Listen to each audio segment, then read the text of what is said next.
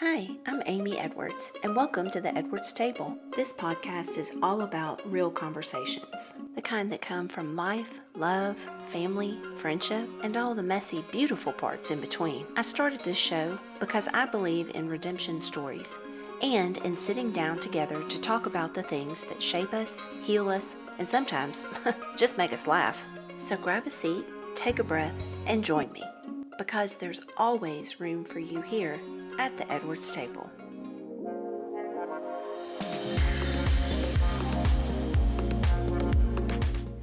Well, hey y'all, and welcome to the Edwards Table. My name is Amy Edwards, and I am the host of this podcast.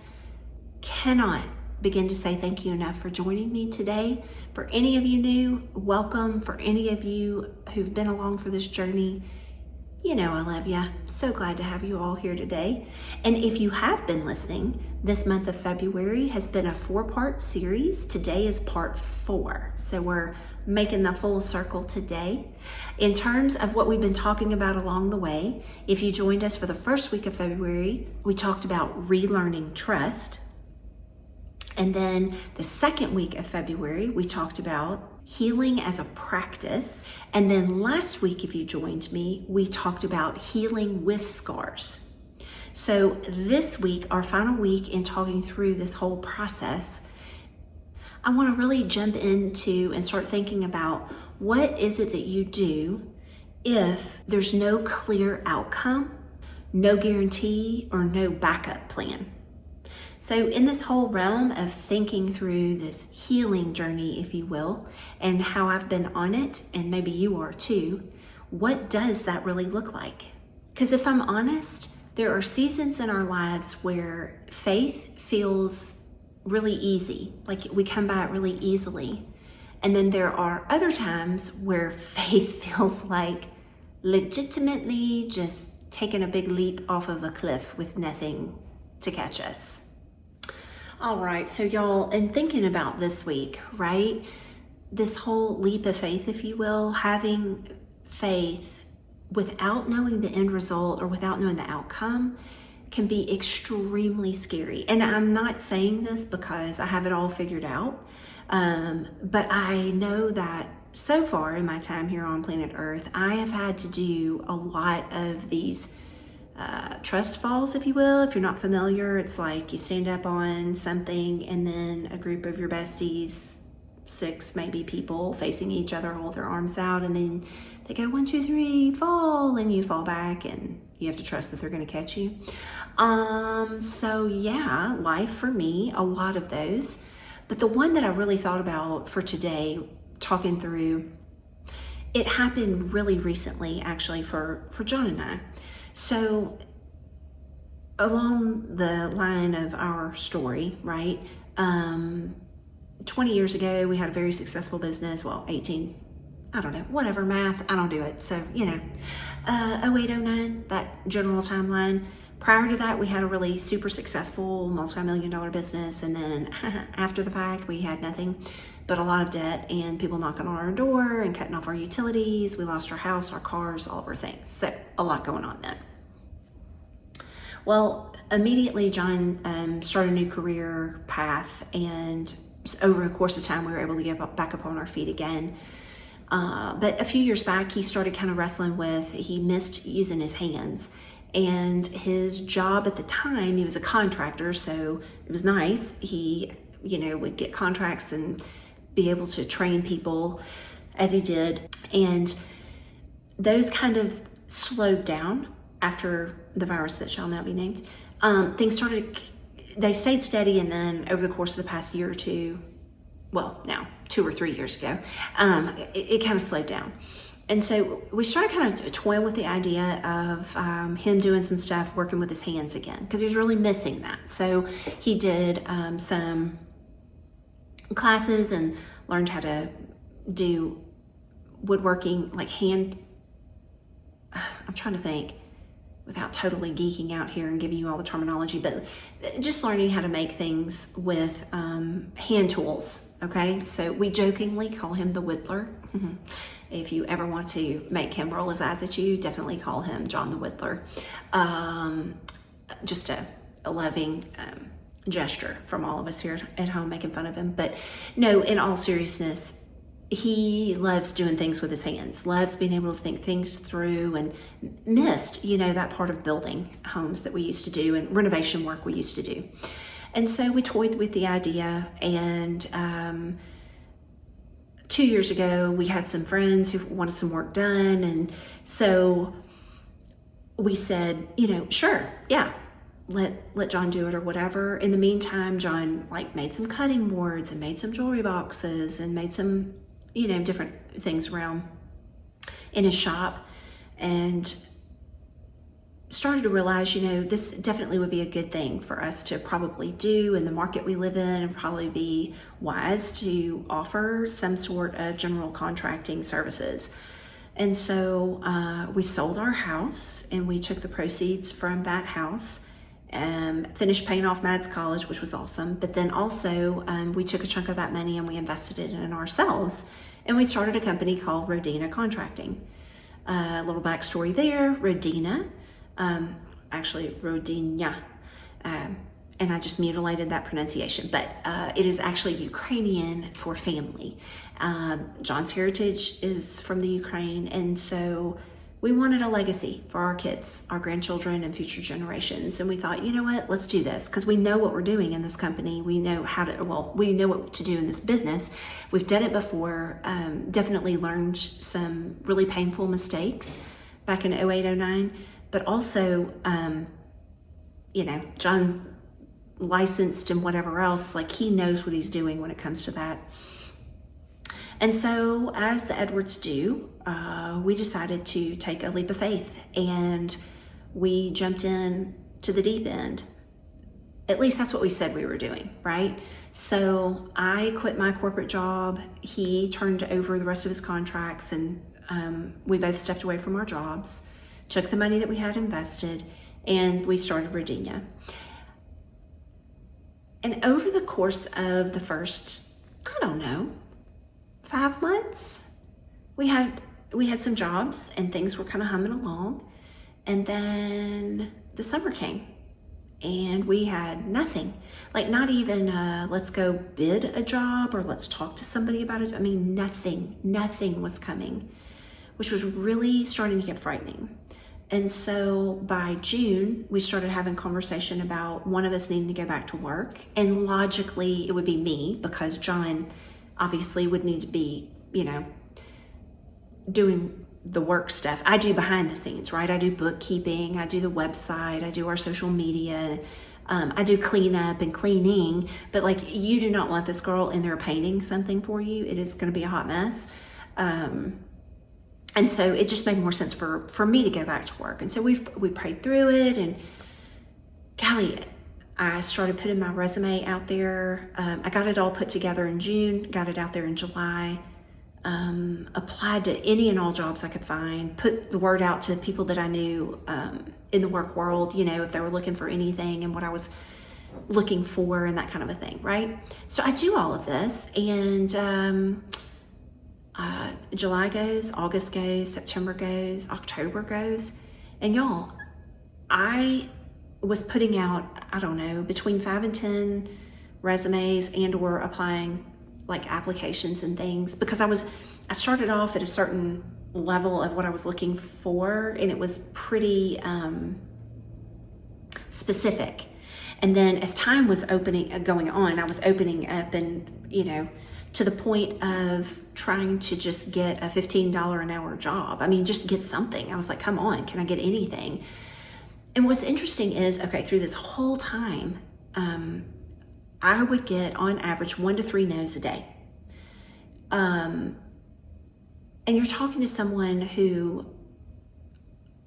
I have strong references. I have a very strong work history. I have been in multifaceted leadership roles. I can come in and I can just project manage, I can just admin, but I can also come in and I can lead people. I can help organize and run companies. I have the skill set, I've done it, I have a record of doing it, and there are people who actually are willing to say said things. And so I was baffled. So was John. We were like mortified. I was like, okay, like I know it's kind of a wonky time and all the things, but also like, can I get I think I even applied like to something just a not even my skill set per se, but just in I think like a 15-hour job for I don't know, working in a grocery or like a Target Walmart kind of situation. I mean, like literally I was applying to anything. And of course for those jobs, they look, I'm sure, at my resume are like, no, you're way overqualified and you'll be in and out of here in 12 seconds because you'll get another job and leave us. But nonetheless, it's still really hard. Like I'm hearing no day in, day out. And then on top of that, our business not getting new contracts, not making any sales. And so John and I relentlessly were praying, God, if you want us to do something different, open another door, close this door, make it clear to us, what is it you want? What is it you want? And in my relationship with God, I don't like hear him talk to me out loud like this per se, but it's more of in my heart, or in my head, hearing, I don't know how to say it, and I'm not trying to be creepy or weird, but also honest. And it's kind of, I'll hear words. And so the words that I kept hearing are, do you trust me?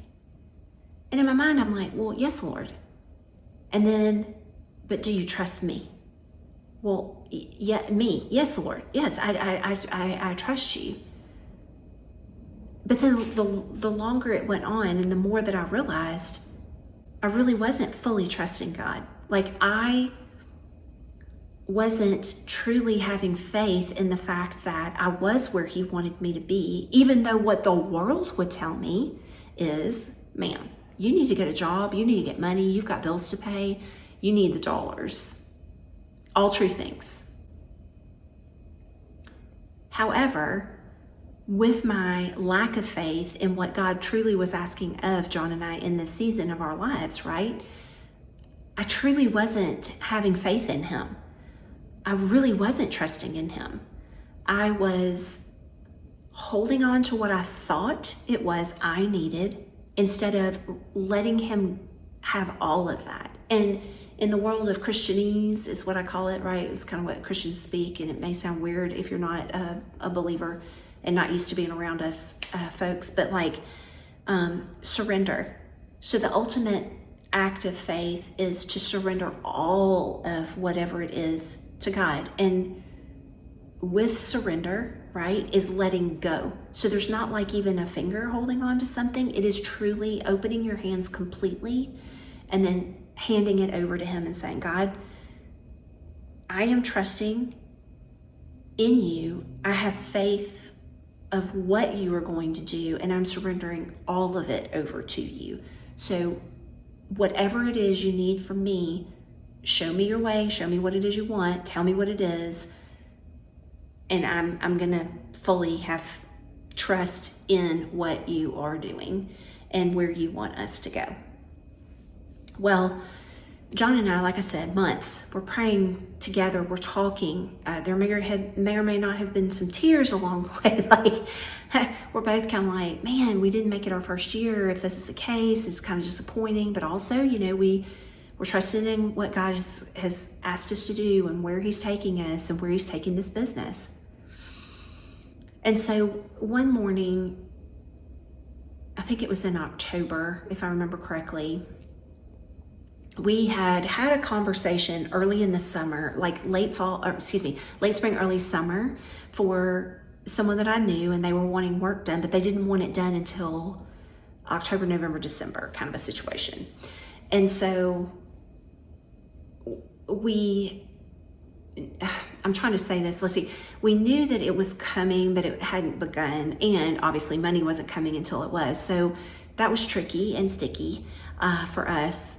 And then we made an arrangement to finance that job for them so that they could pay it in chunks instead of all at once, because it's a very expensive job. And so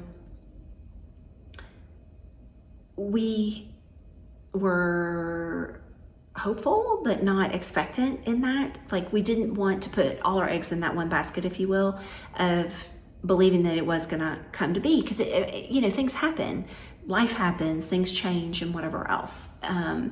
And so we were hopeful that that was going to happen, but that literally was everything we had that we knew about. So we got up that morning in October, and John had left the room, and I was in the kitchen doing something, and he came back out and he was like, "This has really been on my heart, and I know we've been praying for this." And he said, "But I don't feel like we fully have faith in what God's doing for us." And he goes, "You need to stop putting your application and your resume, putting out your resume and filling out applications." And he said, "I think we need to just dive in head first on this and just do it." And the burden that lifted off of my shoulders in that moment was beautiful. It felt so good, a little scary, but so good. And so in that moment, it truly was taking that leap off of the cliff for both of us. And like I said, it was freeing. Reality was still real. We still had bills to pay. We still needed to, be able to pay rent, utilities, that kind of a thing. But for the first time in several months, I really felt like I could breathe again, if that makes sense. To fully let that go and truly allow God to work in the way that I knew He was going to in the situation. And I think, what made it so scary clearly was, one, financially, we needed money. Two, pride. For both of us, we didn't want this to fail. We knew what we were doing in terms of the business. We were making wise choices, just things that were out of our control and whatnot. And then also just wanting it so badly. We both ached for it. We want this for our future generations of our family and whatnot. And out of this time, what I really started to learn about myself was I truly struggled with surrender. It wasn't the obedience. It wasn't saying yes to God. It wasn't necessarily trusting Him in terms of I know that if He tells me, "Amy, I want you to do this," trust and do it. I get that part. But what my heart could not do was the complete surrender, that total let go, and truly letting God step in and do His thing. That was it. And I think too, in thinking back on this situation, it's very common in our lives, right? It is for me to put in what I think are safety nets in my life when I have to take this kind of a leap of faith. And so, for instance, and that's what I was just sharing in that story with you. One big safety net was, I was doing all of the right things, right? I was updating my resume. I was filling out my job applications. I was reaching out to people in my work community. I was updating my LinkedIn profile. I was putting stuff out on social media. I was doing all of those things as a safety net instead of truly trusting God. And what's interesting is when I do those things, and let me tell you, I do those things frequently. I build my own safety nets, and I think that I am truly protecting myself and offering myself things to make sure that I have things to fall back on. Now, please also pause and let me say this. I'm not saying be irresponsible, right, with resources that God gives us and opportunities that come in across our paths and things like that. I'm not saying that at all. But what I am saying is in a moment of time where I was, which was trusting in God with a business that I know was from Him. I know He asked us to do this and wants us doing this. He's provided amazing opportunities through people in and out of our lives and things of that nature, connections to folks who are licensed in their own right, so plumbers and electricians and HVAC and things like that. So it wasn't a question of if this was truly what God wanted. It was truly about trusting what God was doing with it. And so for me personally, I love a good safety net. I told y'all at the beginning, or maybe it was the end of last, so I apologize, but I have said this out loud. I do not ride roller coasters. Guaranteed. I have never jumped out of an airplane. Parachute, no parachute. I could not care in the least, y'all. Ain't gonna do it. I'm a control freak. I like to be in control. I like to feel like I'm in control, which is hilarious because none of us have any of that control, right? But all you can control is what comes out of your mouth. And even then, if you're like me, it's probably a 70-30 split of being a good steward of said control of said mouth. And I'm not telling you which way the 70-30 goes, but if you've listened to me at all, I think you have a sneaking suspicion. I'm on the lean end of the control versus what spews out of myself at times. So needless to say, it's been a very recent experience that John and I have gone through, and both of us realized that we were holding on to that control. At least what we think is control, right? We were holding on to what we thought we should be doing, and it truly wasn't us trusting in God and surrendering those doubts or those fears to Him. It was us trying to weave a little net of safety and security, hoping that if we failed, no big deal, we've got something to fall back on. But that wasn't what God was telling us. It wasn't what was on our heart. It was what we were trying to do and how we were trying to control the situation. And because of that, what we found was it put a huge strain on our marriage. Because it was like, I've shared before, for me, sometimes when I see these kinds of things going on in our lives, I will retract. I jokingly say I'm a turtle, like I literally pull back in my shell. And so unfairly to John, I will do that. You know, if I feel he's getting really stressed, I'll kind of pull back because not because I don't want to be with him or in his presence or doing life with him or whatever else, but I fear that I am going to provide another burden to him, which I do by retracting instead of staying in the mix, okay? So what I tried to fix, I wound up making a disaster. You would think a girl would learn, but here we are still on the planet, learning all the days.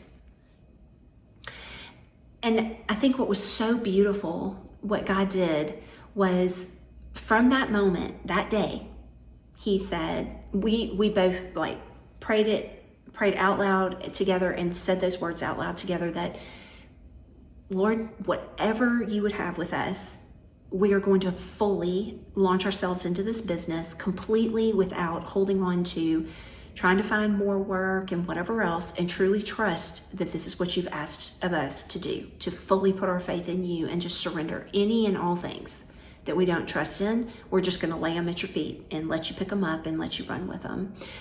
And literally that week, we got our first call. And it wasn't that we won a contract, but God was faithful. He showed that He heard our prayers. He heard where we are, and we are willing to now let Him step in and truly show us where to run. And so over the course of the next 2 months, we got some contracts in place. We were able to kick a few things off early in December before the holidays, and then continue working into January on them. And now we're in the month of February. And what is wild is John and I sat down together back in December to plan for this coming year. You know, what are we doing in 26? What does our budget look like? What are our roles looking like for this year? Have we shifted anything, made any adjustments, whatever. And it was hilarious. So we were talking about like numbers. What are we gonna try to bring in terms of our gross sales and whatever else? And so he said a number, and it was kind of in line with what I was thinking. And we looked at our 2025 numbers, and it was substantially more than, in his mind, what he actually thought we had made. so we adjusted what we said we wanted to do for this year. And as God would have it, in the first month, I think we were able to close out like a seventh of our entire budget for the year, and which is typical of God, right? Like he's like, look just calm down and let me do the things, right? Have faith in what it is I am telling you I want from you.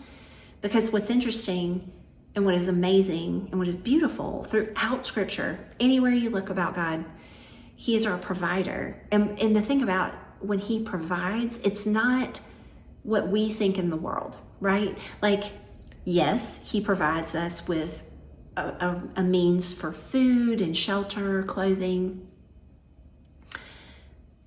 How he provides said things is different for all of us, and is different, I think, for where we are in our lives. So for us, he provided us with opportunities. He provided us with a place to live in terms of our market and be able to do these types of services because there's a need for it where we live. You know what I'm saying? So like, it is fun to go and look back at those little dots, if you will, along the way, and how he connects all of those together in order to provide us with what it is he wants from us.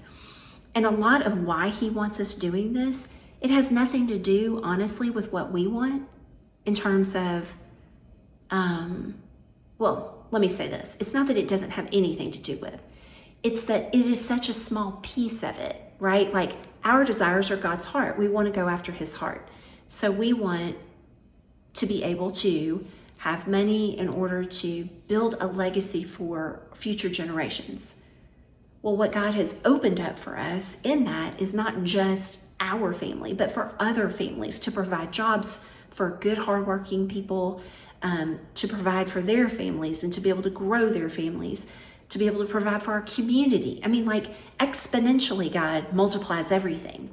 And it's so beautiful. Throughout his word, he promises, and he says, and I'm terrible at handles in the Bible, like the book and the verse and the chapter. So I apologize in advance. I will be better prepared but these are spur of the moment thoughts. So anyway, but he talks about, Jesus is talking about it in the book of Matthew. I know for sure it's in there, and I think it's other places, but he's teaching, and the disciples are like panicking, as we all do, because we're people, and we're worried about bread and fish, and Jesus is worried about souls. You know what I'm saying? Like, okay, let's all calm down.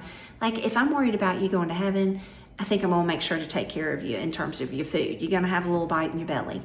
So, but he was talking about, it's one of my favorite actual passages in Scripture that I've shared, I think, before with you all. And if not, I know I've done it on social media. But he is teaching, and he talks about worry. And it's in the book of Matthew chapter 6. And I think it starts at 19 and goes to the end, like 26, something like that. But it's talking about worry. And it's a beautiful illustration that the God of the universe provides for the sparrows. He provides for the grass and the flowers. Like he provides for all things. So if he's providing for a bird, how much more then will he provide for a human being? You know what I'm saying? Like, this is what he's telling us in his word. This is what Jesus is teaching in this moment. And I just think it's a beautiful picture of when we fully surrender to God in our times of trying to figure things out, and albeit whatever your situation is, right? It might be that you're trying to heal from trauma. It might be that you're trying to heal a relationship. It might be that you are trying to heal yourself, like trying to figure out who you are and where you're meant to be and how to get yourself on track.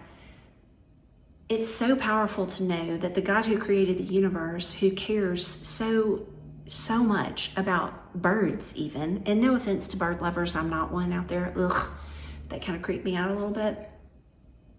Although they're fascinating, they're just kind of also not predictable. I think that's what makes me nervous about a bird. Whereas a dog, a little more predictable. Love my chocolate lab. But like, God cares so much for those birds. Not only does he provide their meals, but he provides them a shelter. He provides them a body that can withstand the elements. So like their feathers don't get soaked and bog them down from flying. They're water repellent, so they can go through water. Their bodies and their wings with their feathers are designed to a T in order to be able to fly. Like, it is amazing when you start thinking about that. So if he is that cognizant of such for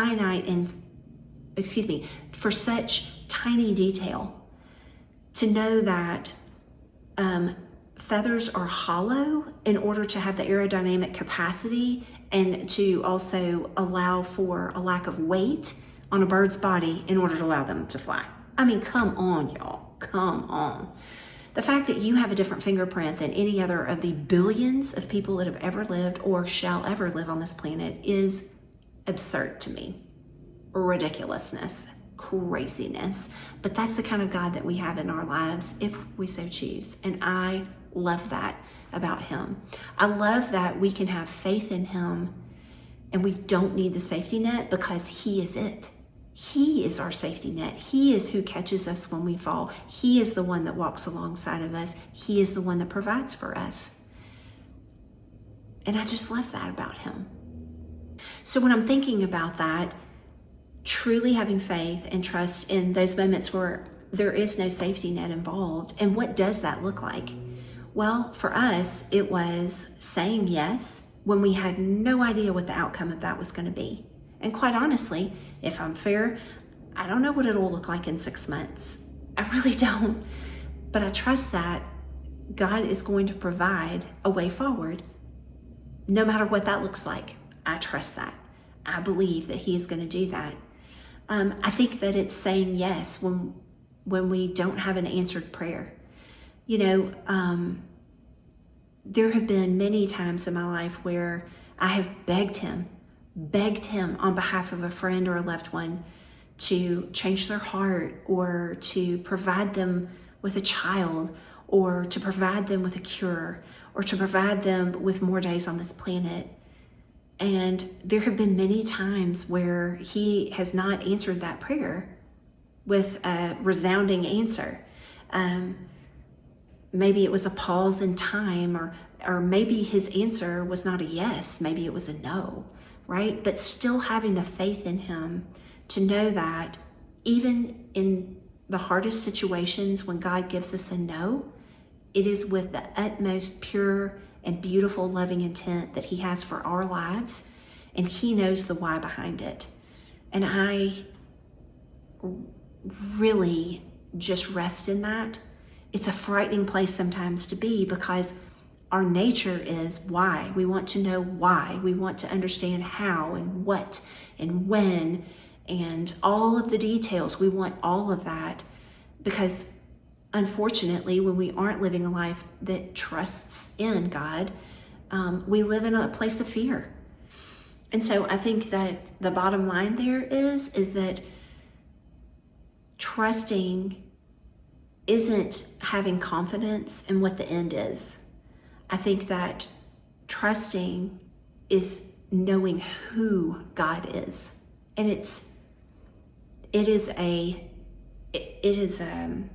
almost an oxymoron, if you will. What is that called? It's not an oxymoron. It's not two words that mean, or a word. I don't know. Anyway, again, y'all, this is free thought, so here you are. But it's more of that juxtaposed position, if you will. And it's knowing who God is and allowing that to surround the faith of the situation that I'm in, if that makes sense. So knowing who he is, but allowing that to surround what it is that I'm going through, because with that, the end isn't what's important. It's God who is important, knowing that he's never going to leave me. He's not going to ever stop loving me. Like, none of that will ever change, no matter the outcome of a circumstance. And it is one of the most bittersweet things, I think, about him is I want so badly to know. But when I rest in him, even when the answers aren't what I would hope for, I can rest knowing that there is a much greater purpose in that pain or in that unanswered prayer or in that no that he gives me. And I'm very thankful for that, even though I do have my baby fits and whine sometimes. And so when it's funny just thinking about kind of where I've been reading in the Word this year. So John and I are reading through the Bible in a year, and we're reading it sequentially. So like in the order of which the events happened. So not necessarily do we go Genesis, Exodus, Leviticus, Numbers, Deuteronomy. Right now we are Genesis, Exodus, now we're in Leviticus. Blessings on that. If you're familiar with the Bible, you'll understand, because I'm really good not talking about using wounds. Blessings. But I think about, the story of the Israelites. So if you're not familiar, way back when, there was a Pharaoh who is similar to like a king, if you will, Pharaoh of Egypt, and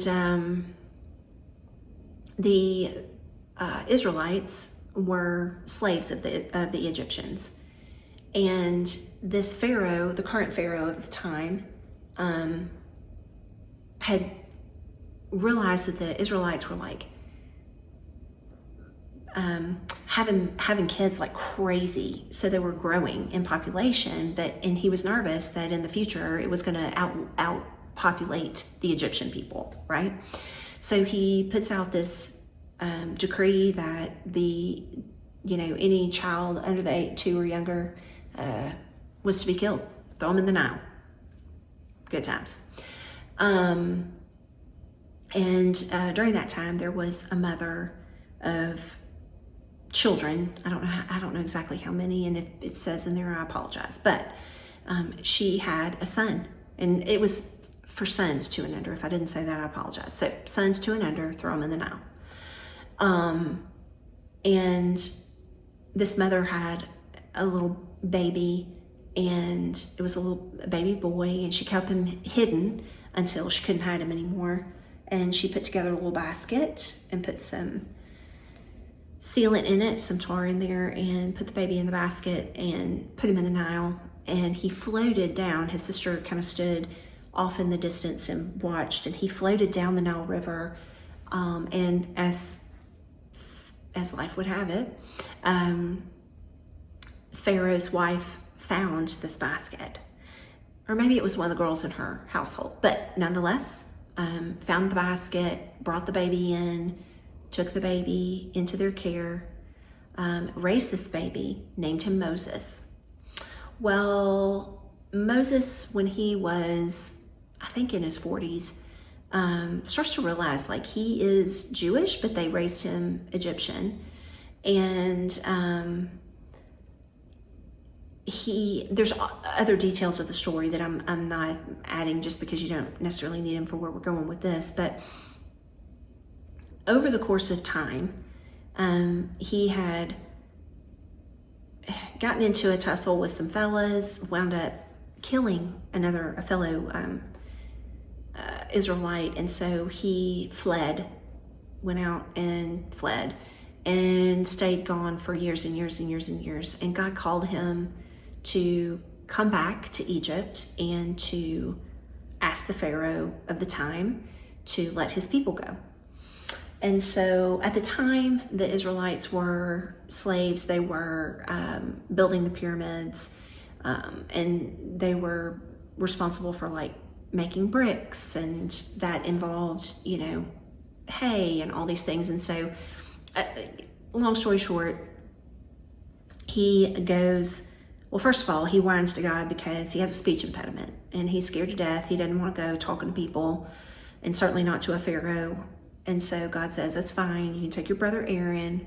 And then he whines again because he's afraid, and God reassures them and shows them his power that he'll be able to share and show when he gets there. So he goes, he asks Pharaoh. Pharaoh says no.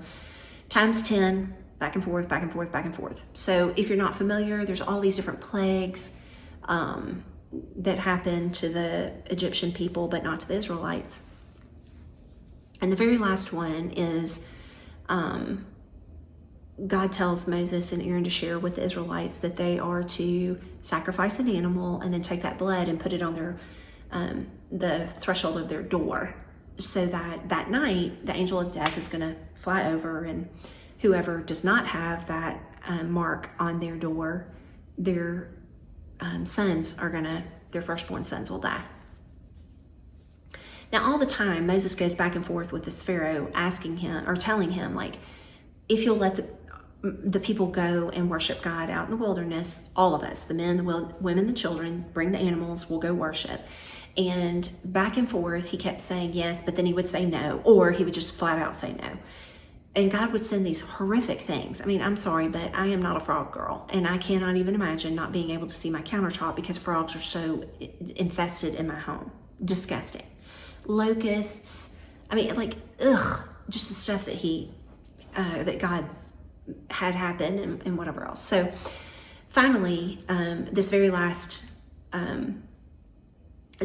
time, that was what sent Pharaoh over the edge and was like, get out, get all your people, all your animals, leave. So the Israelites obey what God tells them. He asks for things from the Egyptians, so they've got whatever they need for their journey, and God parts the sea, opens it up in half, and the Israelites walk across dry land. All of their animals, children, men, women, all the people. And Pharaoh changes his mind, decides to send his army out and chases after him, makes it, all of his troops and everybody makes it into the sea, and God pulls the water back together and it wipes all of them out. So the Israelites are watching this. I can't even imagine personally. And along the way, God is revealing himself to them. So this is new for these people. They have been in captivity for 400 years. This is not something they're used to seeing. But God shows himself. There's a cloud of smoke, and there's all kinds of different things that he does through Aaron and Moses along the way. And a journey that should have taken days winds up taking 40 years. And that's kind of where I want to land with that story, is when I think about myself, I'm very much like the Israelites in that 40-year stint, okay, of walking, I mean, literally in this like circle-y, loopy thing of a mountain, back and forth, around again, back and forth, around again, God very lovingly tries to teach me things along my journey. And there are some times where I make it around and up the mountain, but there are many times where I do not. And in those times where I don't learn the lesson and I have to have something similar happen in my life again in order for me to go around the mountain one more time, if you will, I think that it's God's gracious way of allowing us another chance, of giving us another opportunity to learn something we need to know in order to move on to the next thing that he has for us, whether it be blessings that he wants to bestow upon us, opportunity, whatever it may look like that way, or because we are going to impact other people's lives. And so he needs us to learn a lesson in order to share it with them. Whatever the case may be, I tend to relate very closely with the Israelites because, like I said, it should have been, I think it was like a 9-day journey that they were. I mean, you think about hundreds of thousands of people, animals, small children on foot, and it wound up taking them 40 years. And along the way, what's interesting is in the Bible, it talks about I think it's the book of Genesis, going into the whole book of Exodus, but talks about the fact that God provided them with food. So he provided them with manna, which was these little wafery things that they could grind down and make into flour and then make bread with, which was very common for their diet to have bread. Manna, brand new, they'd never seen that. Well, they had that, and then they whined about the fact that they wanted meat. And when they were in captivity, they had honey and milk and meat and all the things, and now they're out here in the middle of the desert, and they're mad because they don't have meat. So God gives them quail. They don't have to hunt it, they don't have to grow it, they don't have to do any of it. God just provides it every day, manna from heaven, quail from heaven. Go get what you need for the day, other than the night before the Sabbath, get double so you're not out in the morning, because there'll be none for the day of the Sabbath, And again, like time and time and time again, they whine, they fuss, they complain, and he provides, and he provides, and he provides. However, he doesn't take them out of the wilderness. Y'all hearing that? He provides, he gives what is necessary, he gives what's needed, but not necessarily does he pull us out of the wilderness. And the why behind that definitely for me is, girl, you still hadn't learned your lesson. Like, I'm not going to leave you out there by yourself. I'm not going to make you fend for yourself and do it all alone. But also, you have got to learn what I need you to learn where you are in the wilderness so I can bring you back to the promised land. I can bring you on to the next opportunity that I need you to be able to have. But I cannot bring you there because you're not ready to receive it. You're not ready to own it. You're not ready to whatever it. That's me in a nutshell. I am the Israelites hauling around the desert, whining about my food. I love me some food. And God very tenderly and lovingly and sometimes clearly and firmly says, I need you to learn what I'm trying to teach you in this moment. I have so much else I want to be able to give to you, but you can't receive it yet. You can't. You're still holding on to something in the past. You're still holding on to anger. You're still holding on to resentment. You're still holding on to hurt. You're still holding on to whatever it is. As long as you're holding on to that, you're standing out in the wilderness, just wandering around. And I can't take you over to the promised land that I guarantee you I'm going to bring you to. And the timeline probably could be a little bit shorter if you would just let go of what that is, learn what it is you need to learn, so that then we can go and we can do the next thing.